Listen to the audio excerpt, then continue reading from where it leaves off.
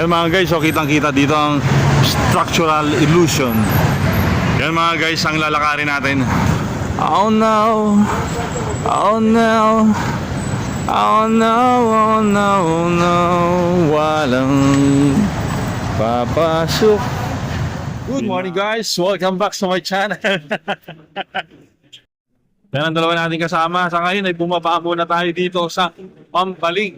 Hindi ko alam kung lugar pa itong Mambaling o street. Para papunta tayo dun sa seaside.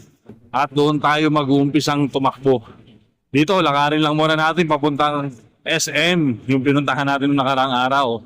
And then, pagtawid sa seaside, dire-diretso na.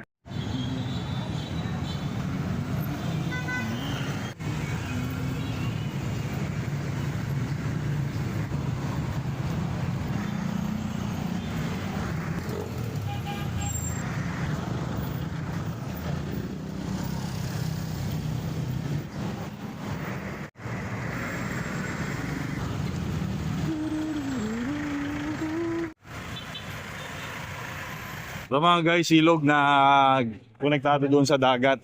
Medyo may amoy siya minsan. Ngayon ay medyo wala. Totally Talisay City. Kung mapapansin nyo, ang ganda ng design ng na building, yung structural niya. Parang meron siyang structural illusion. So, akala mo pag nakatingin ka sa salamin yan, akala mo kambang yung salamin mo ng sasakyan mo. Pero sa totoo lang, talaga yung design niya ang kambang. Nakakatawa kung makikita nyo dito. Ang ganda ng pagkakagawa ng building. Actually, yung nakikita nyo na yun ay sa pagkakalam ko, parking yan. Nung pumunta kami nung nakaraang araw, parkingan tong na yan, yung mga may open na parang bintana. At ito most probably ay annex siya ng SM. So alam naman natin sa SM ay talagang nagpapalaki siya ng kanyang lugar. Daming bus na naka-imbak dito. O, po repair yan, siguro panapon na may bus. Yan mga guys, so kitang-kita dito ang structural illusion ng building ng SM Cebu. Wow, ang ganda, di ba? Ayan ang seaside, dyan na tayo mag-uumpisa. Yan. Yung sinabi na napagtanungan natin kanina ay 5 minutes lang daw lakari simula doon sa Mambaling. Ang nangyari, naging 30 minutes. Maganda na rin kasi parang warm up na rin paglakad natin doon sa Marcelino Fermin Bridge. I don't know, tanong natin ang eksaktong pangalan at haba ng tulay mamaya doon sa guard na nakabantay sa tulay na daanan ng tao. Yan mga guys, ang lalakarin natin. Okay, nagbuelo muna tayo kasi mahirap nang umihi doon sa kalagitnaan. Hindi natin alam kung merong ihian doon. Kakapit natin ito mga guys kasi bagsak sa ilong natin at saka para mas maganda ang pasok ng oxygen sa ating ilong. Dito na tayo sa seaside. Ayun na, lalakarin na lang natin. Mga 300 meters din yan kaya umihi na tayo kasi talagang hindi na natin mapigilan Ayan ang lalakarin natin. Parang malayo ang 8 kilometers Hindi natin alam kung hanggang saan magtatapos yun. Pero kung tatanawin natin ang dagat, mukhang kayang-kaya naman. Naalakarin. Basta kondisyon lang ang katawan natin. Napakaganda ng panahon mga guys. Ayan kita nyo, wala masyadong ulap at malilim na. Hindi na tayo masusunog sa araw. Yan, ang kinakatakutan kasi natin ay umulan at mababasa tayo. Do kayang-kaya naman, pero syempre mas maganda kung hindi tayo maulanan. So estimated ni Sir Dong ay wala siyang 8 kilometers. Pero malaman natin mamaya doon, tatanungin natin sa guard. Ayan, kung makikita nyo, rumpahan ng mga tao, yun, yung kulay puti na yun na maliit.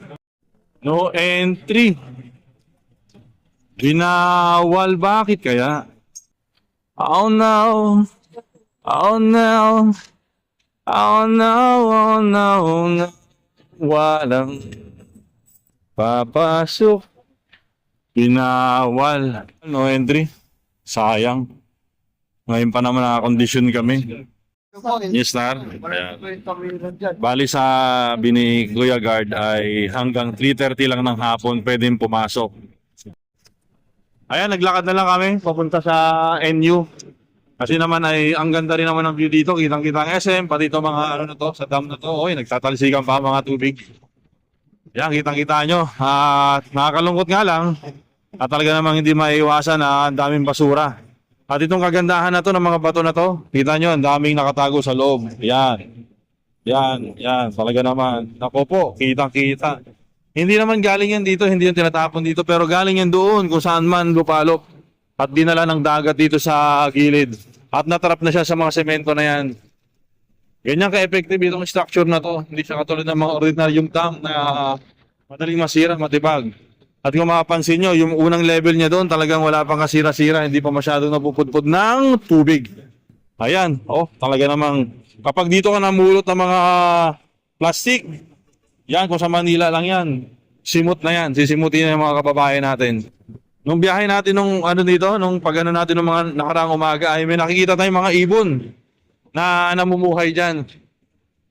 Nabubulabog sila. Ito, may mga tanim na talisay. Yan, mabubuhay talagang talisay sa ilog ng sa tabing dagat, sa tubig alat. Yan talaga ang ng talisay na puno. Kapareho niya ang pakawan. Ayun, talaga naman. Ang dami. Bakit kaya walang namumulot yan? Pera rin yan, kumbaga, no? Walang naliligaw na mga basurero dito. O baka ipinagbabawal kasi sadyang napakadelikado. Pwede ka kasing maipit yan mga guys eh. At saka pag nalaglag ka, naglalakad-lakad ka dito at medyo naingeng ka, natalisod ka, cellphone mo. Pag wala kang kasama, naku po, di ka nakita lalo na sa gabi. Wala ka na lang. Ayan Pero hindi ka naman matatangay ng dagat. Diyan ka pa rin makikita. Yan, pero sadyang napakaganda, overall napakaganda niya. May mga bagay lang talaga na hindi maiwasan at hindi na may tago. Dahil nga sa kawalan na ng kontrol. Yan. Okay lang. Till next time, kung nagustuhan nyo naman ang ating video, paki-like, paki-share. At kung hindi naman nabala, paki-subscribe na rin. Balikan natin bukas at continuation ng vlog natin kung sana harinaway matuloy tayo at hindi umulan bukas ng madaling araw. Sana naman ang pakiramdam ko'y pagbibigyan tayo ng inang kalikasan.